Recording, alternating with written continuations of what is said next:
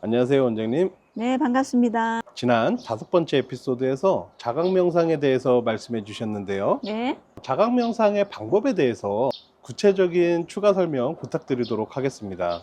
네. 자각 명상은 집중 명상이 어느 정도 능숙하실 때 원만하게 진행이 되는데요.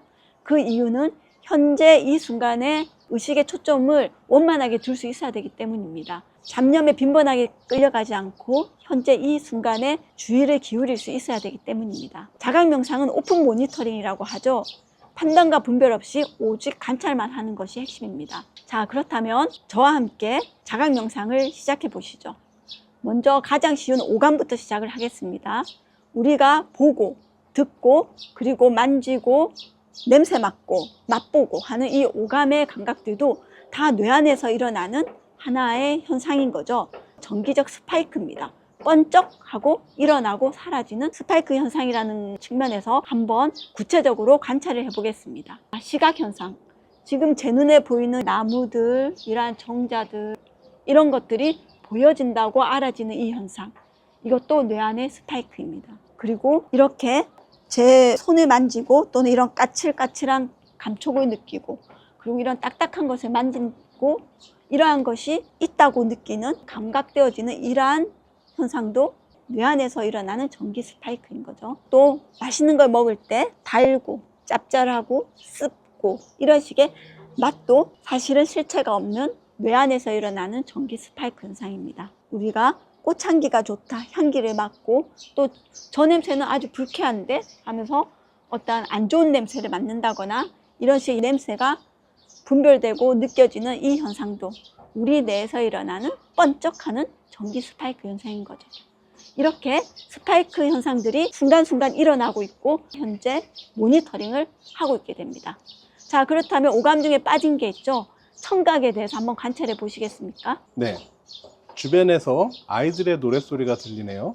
이것도 정기적 스파이크입니다. 네. 또 어떤 소리가 들리시나요? 지금 우리가 앉아 있는 정자 위에서 새소리가 들립니다. 이것도 정기적 스파이크입니다.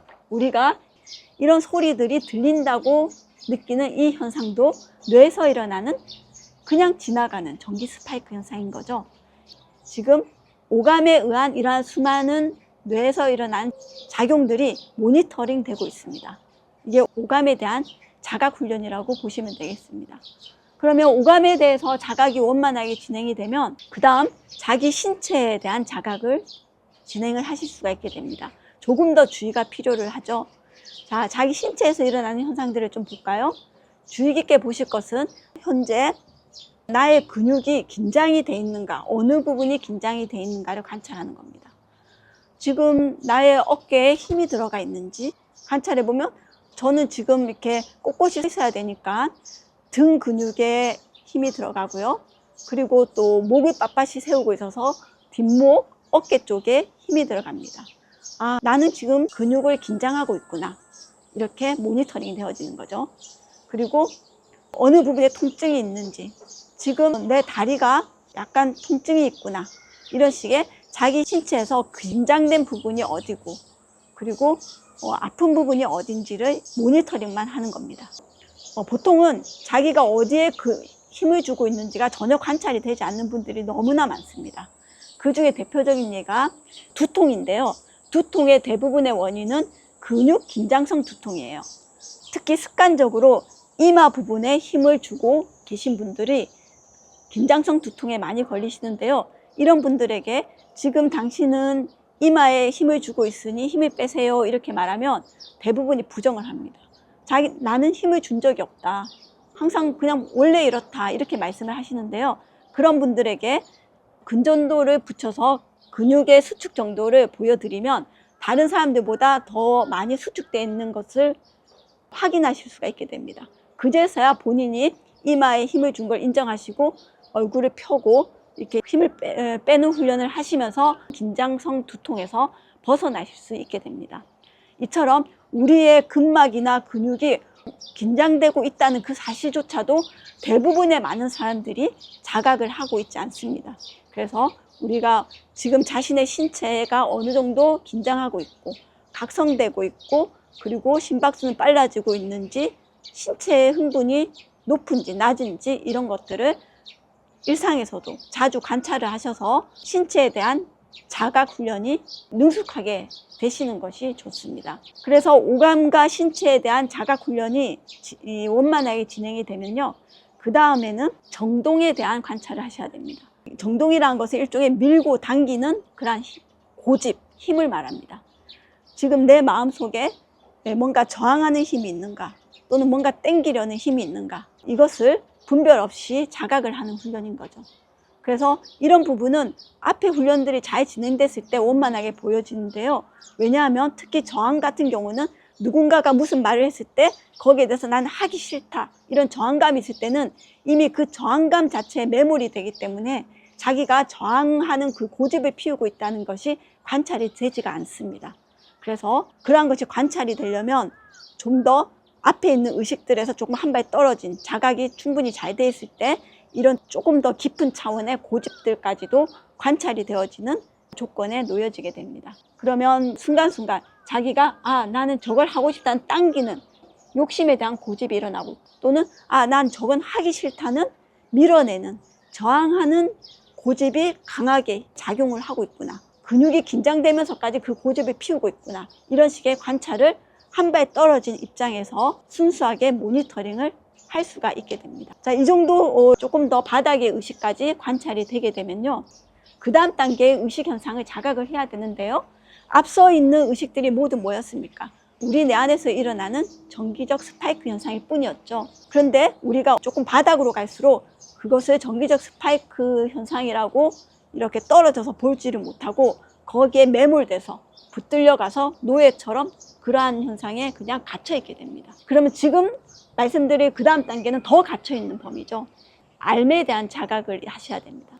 내가 알았다라는 그 순간이 관찰이 돼야 되는 거죠. 즉 내가 옳다, 내가 알고 있다, 확신한다, 이런 부분에 대해서 순간적으로 자각이 일어나셔야 됩니다. 그래서 내가 이렇게 알겠다라는 이 현상 자체도 뇌 안에서 일어나는 전기 스파이크일 뿐이었구나. 알겠다라는 게 실체가 있는 게 아니고 그냥 내 뇌 안에서 과거에 저장된 기억과 어떤 경험 기반으로 일어나는 하나의 전기 스파이크일 뿐이구나. 이렇게 하면서 노예처럼 끌려가지 않고 그러한 의식 현상에 대해서도 우리가 한 발 떨어져서 모니터링 할 수 있는 힘이 키워져야 됩니다.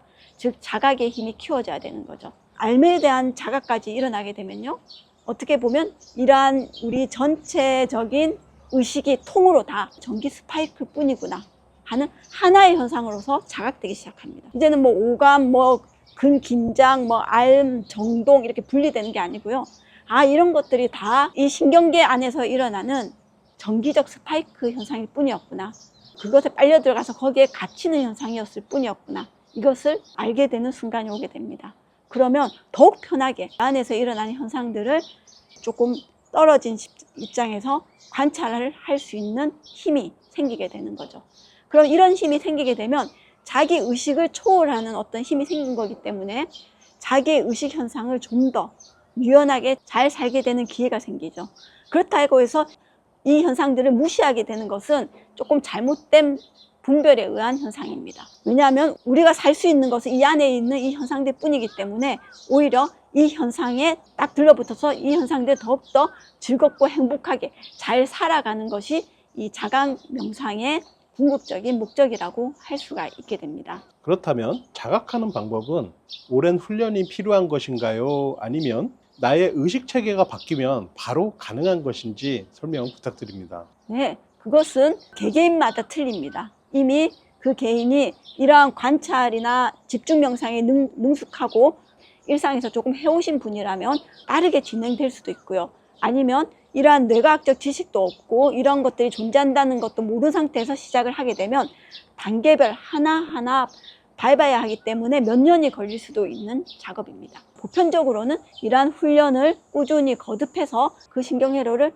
활성화시키게 됩니다. 그래서 이 자각도 능숙해지면 저절로 자각이 되어지는 수준까지 이르게 됩니다. 그러면 그러한 때는 우리가 어떤 행동을 하면서 또는 지금 이렇게 표현을 하면서도 이게 내 안에서 일어나는 전기 스파이크일 뿐이구나 라는 뿌리가 끊어진 그러한 바탕 위에서 표현들을 하게 되고, 그러한 생각이 잘못됐다고 판단되면 저항 없이 수정도 받아들일 수 있는 의식 현상을 조금 더 가볍게 다룰 수 있는 능력이 생기게 됩니다. 원장님께서 방금 전에 자각하다 보면은 무의식 단계처럼 굉장히 빨라질 것이다라는 표현을 하셨는데요. 그렇다면 의식의 알고리즘이 형성되어서 무의식 단계까지 내려간다라고 보았을 때 일체의 생각 하나하나를 전기적 스파이크 작용이라고 보아야 될지 궁금합니다.